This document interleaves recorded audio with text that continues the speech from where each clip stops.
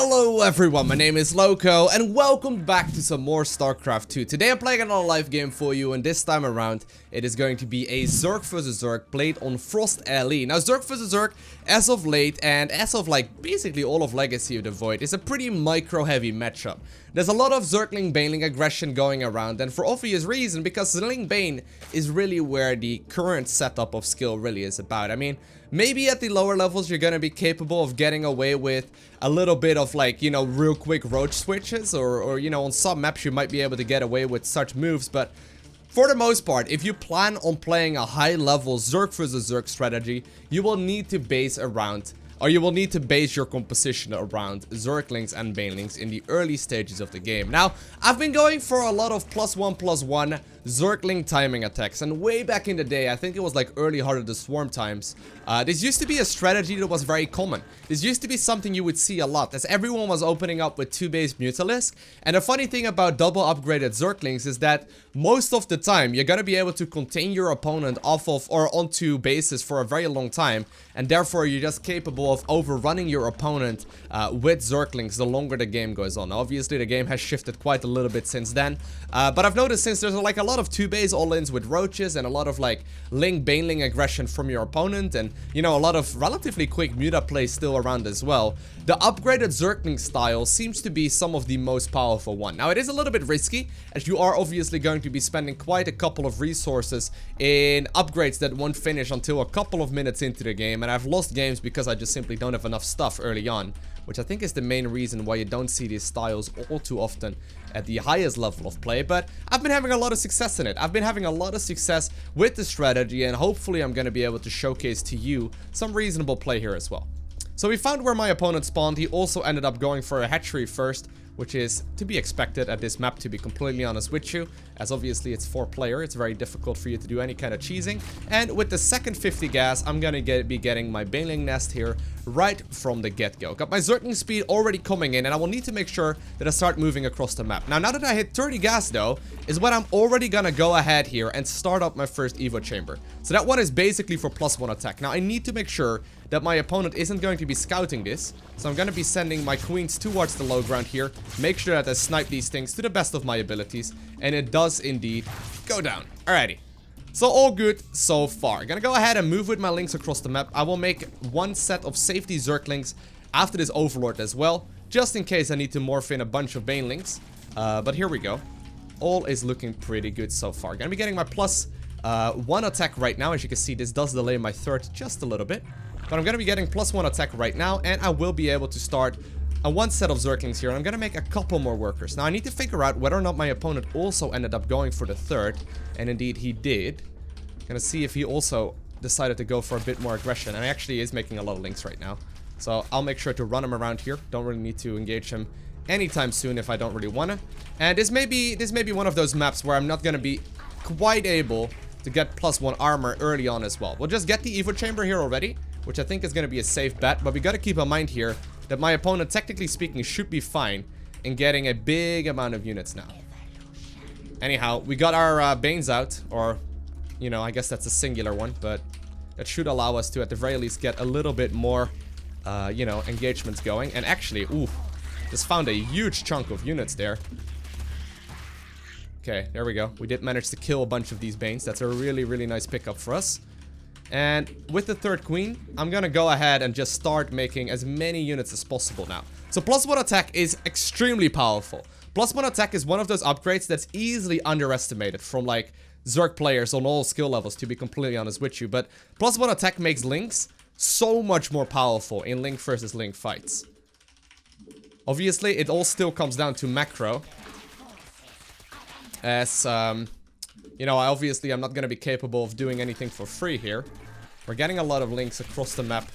We're making a lot more right now as well. +1 attack, though, is about to finish up. I'm morphing in a couple of Banes on my opponent's side of the map, and I really want to make sure that I don't run any of my links into any of his Banes, or actually not too many, I guess. Ooh, man. A little bit sloppy there on the micro on my end. Mean to do it like that. There we go. And this is where this game becomes pretty tricky. This is where the game becomes rather difficult. I'm making as many links here as possible, and this is not considered to be cheesy, by the way. This is considered to be legit. Now it takes 3 Banes to kill a bunch of morphing banes. There we go. There we go. Moving with as many as possible. Looks like there was actually a little bit of counterattack as well. And my opponent decides to GG out. Alrighty, so the previous game that I just played is a good example on how the majority of my Zerg vs Zerg games are. They get decided in the first couple of minutes of the match, and if you micro better than your opponent, in many scenarios you're gonna be coming out ahead as well. Now, I do want to showcase real quick, however, how powerful upgrades currently are in Zerg vs Zerg and how powerful they really have always been. On top of that, I want to be discussing going for the melee upgrade over the armor upgrade and the reasons and the benefits for either. So in the game that we just played, we were basically going for +1/+1 upgrades. Now over here to the left, we're on the arcade, by the way. This is a mod called the unit LowkoTV unit tester or something like that anyway. On the left right here we got 50 Zerglings, and on the right over here we got 50 Zerglings as well. Now neither of those are gonna be upgraded right now, and what I can do is just sort of let those attack each other. Now obviously, since they are, you know, in an even amount of Zerglings and neither of them got any upgrades, this is gonna be relatively even.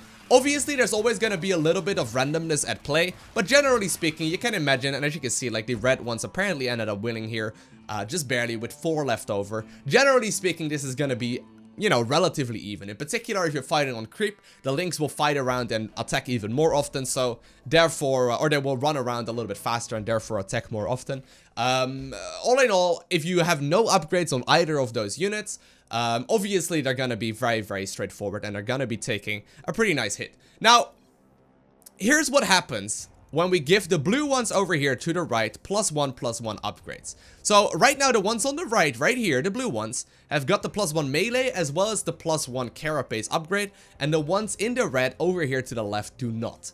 Now, I know I've showed this before in a YouTube video, but I really do want to emphasize the strength of upgrades in Zerg vs Zerg right now as far as Zerglings go. Look at this. It's the exact same amount of Zerglings, 50 links versus 50 links, whereas the red ones all died.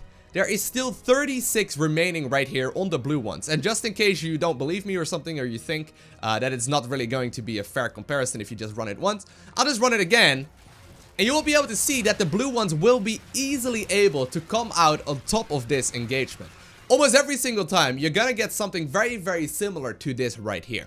And that is just simply by getting upgrades. Now, obviously, if your links get scouted early enough with the upgrades or the Evo chambers or whatever get scouted, it's pretty straightforward that your opponent is gonna be able to counter it and are gonna be able to, you know, play a little bit more defensive. But in many occasions, +1/+1 finishes up, I attack into my opponent's base, and they don't realize that I have the +1/+1 upgrades, and therefore I just overrun them, right? Which is basically what happened in the previous game that we just played as well.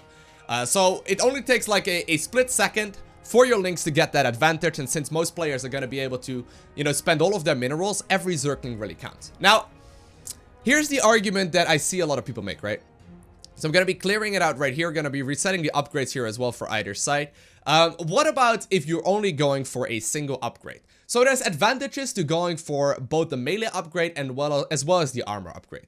And let me try and show you the differences. Let me try and showcase to you what the real strengths and the differences are. So first and foremost, I'm once again going to be creating 50 Zerglings for either player here once again.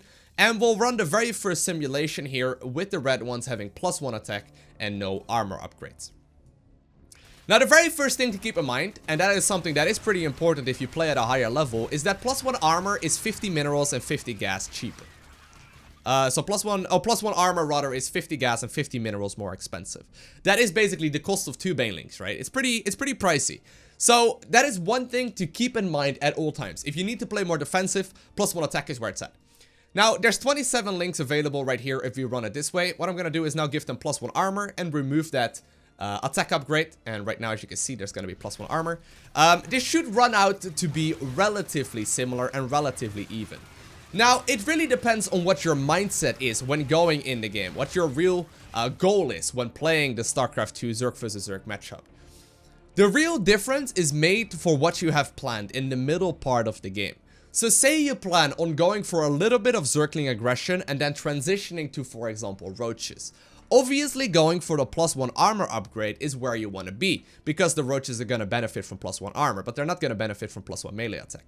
However, since you may be going for a lot more aggression, which I personally would recommend, to be honest, to most of you, If you're planning on going for a lot more aggression and you plan on doing damage with your Zerglings, +1 attack is just simply going to be superior as it's cheaper, and more often than not, it's going to be slightly more powerful as well. Now, one thing to note about +1 armor Zerglings, and the reason why that makes them so very popular, is that normally, obviously, Zerglings are going to be capable of dying to a single Baneling hit, right? If we look at it like this, so we got one Baneling right here with no upgrades and one Zergling right here with no upgrades. Normally, they blow up. However, if you give your Zerglings +1 armor, and we run that simulation once again, you will see that now that this Zergling right here has +1 armor, it will survive with one hit. Now, say you're gonna be in a lot of Zergling Baneling fights, right? And it's a lot of Zergling Baneling versus Zergling Baneling aggression.